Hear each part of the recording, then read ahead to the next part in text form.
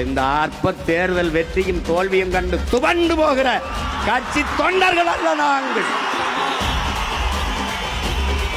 கட்சி தொண்டர்கள் அல்ல, நன்கு கட்டமைக்கப்பட்ட தமிழ் தேசிய ராணுவத்தின் வீரர்கள்.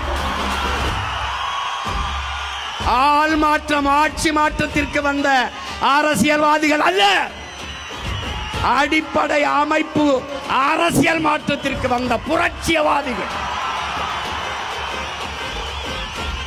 இங்கே பூனையை விட புலி வலிமையானது என்பதை எலிகள் ஒருபோதும் ஒத்துக்கொள்வதில்லை. அதுதான் பிரச்சனை, அதுதான் பிரச்சனை.